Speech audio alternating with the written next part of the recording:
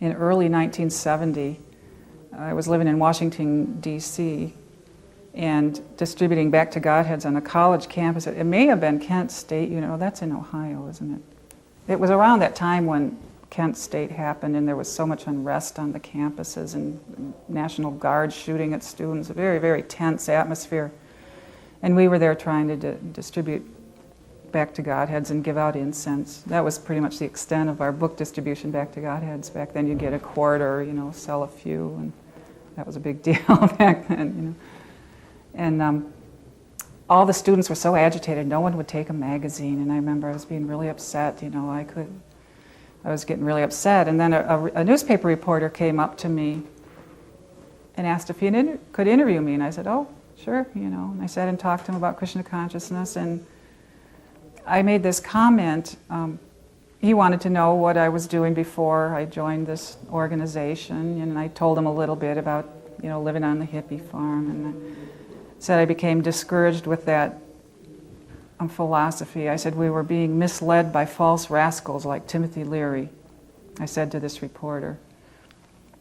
Because actually I had studied some of Timothy Leary's books, and I felt betrayed because I realized they were simply saying take drugs and have great sex. And I wanted knowledge of the absolute truth, and I knew that was, material. It had to do with the physical body. What does that have to do with spiritual knowledge, And I became very disillusioned when I actually read one of his books and realized that was the conclusion. Take LSD and have great sex. So I said that to this reporter. We were being misled by false rascals like Timothy, promising God in a pill. Just swallow this pill and see God. And so they happened to in those days. A lot of the articles that came out in newspapers, devotees were very badly misquoted. They didn't understand what we were talking about, so they just, I think, go research a book in the library on Hinduism and write that. Some nonsense. But this happened to be one of the first articles where they actually quoted quite accurately, so they wrote my exact words in the paper. And I think maybe that's why this article had some particular potency, because they actually got it right, what we said. It was a very long article. A lot of other devotees said a lot of nice things too, So when they showed, but this part happened to be right at the front of the article, the thing I said. And actually when they published the article in the Washington Post, a photographer came to the temple and took a picture of me for the article. When it came out, it was on the front page of the style section of the Washington Post. It was prestigious. The whole front page was this big picture of my face. I'm extremely camerish. I was so embarrassed, but by Krishna's mercy, I'm not photogenic usually, but by some quirk of Krishna's mercy, this was a really nice photograph. I actually looked nice in this photograph, which is, if I'd looked like normally, like a gargoyle, like I usually do, and it would have been horrible, and I had this big nose ring with a chain coming to my ear, and they published that, and with this article.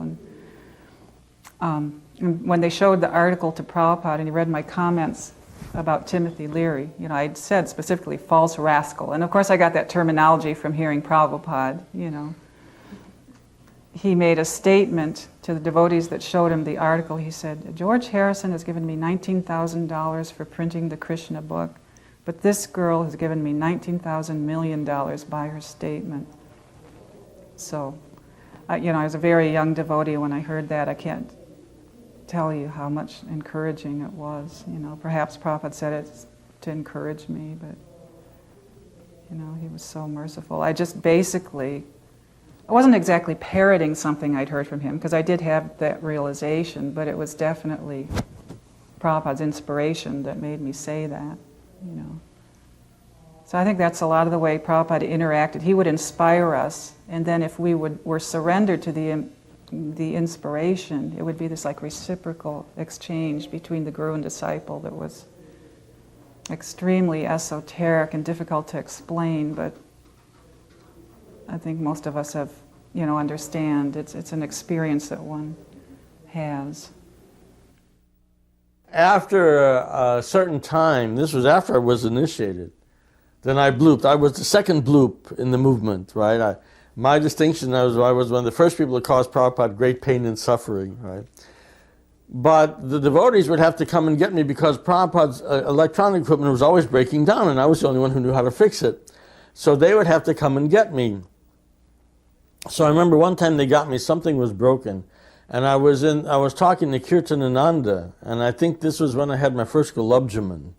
I don't remember if this was the first time I saw Jagannath, Baladev, and Subhadra.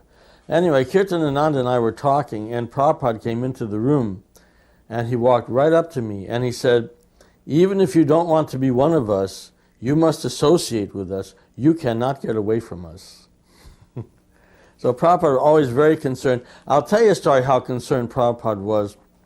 There was a boy who turned up that I didn't know. He started coming again, but some of the boys who had been with Prabhupada earlier knew him. He seemed like just an ordinary guy, you know, somebody from the Lower East Side. But Prabhupada seemed to know him.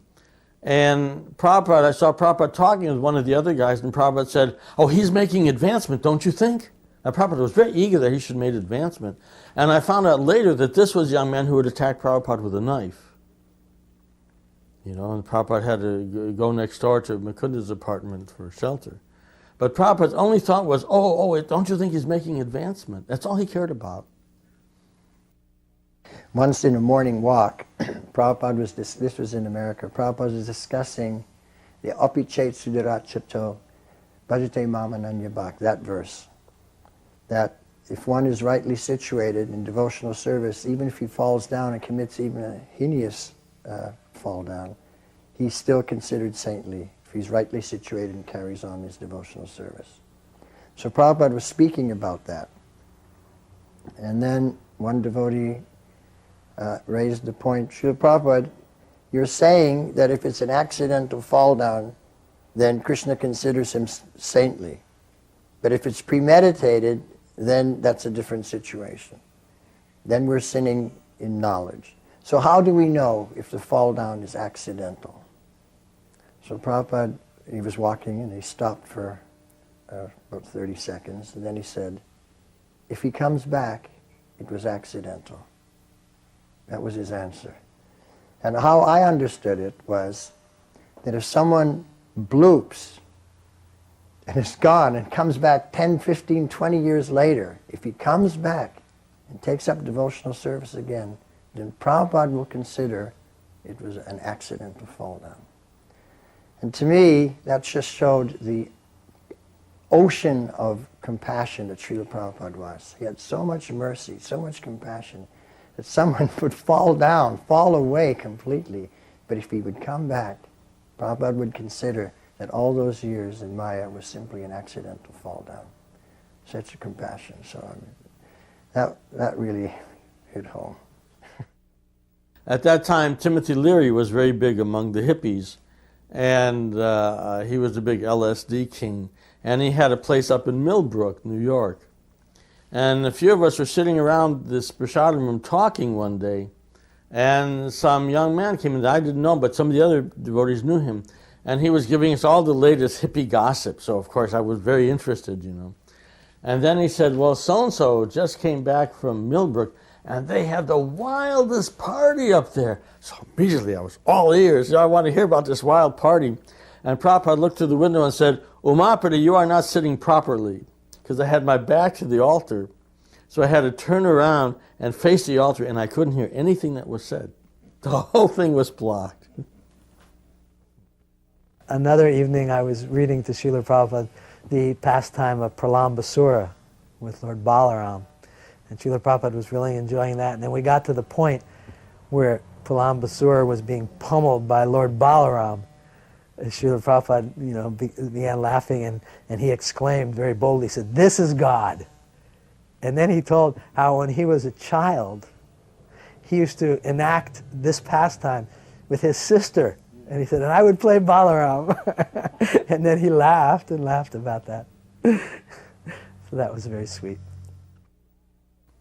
Hayagriva and I were looking at the dust cover of the Srimad Bhagavatams that Prabhupada had brought from India, the material and spiritual world. And there's the big lotus, and then there's all these bubbles. So we were looking at that, and there was one bubble we both liked. We said, wow, this is nice. Yeah, far out, man. Yeah, that's where I want to go. Yeah, boy, that really looks great, So we said, yeah, we decided this is where we wanted to go. So he was on his way to the temple. I had something else to do. So I said, ask the Swami what that bubble is. Then that afternoon I came back. I said, did you ask the Swami what that bubble is? He said, yeah. He said, it's the material world.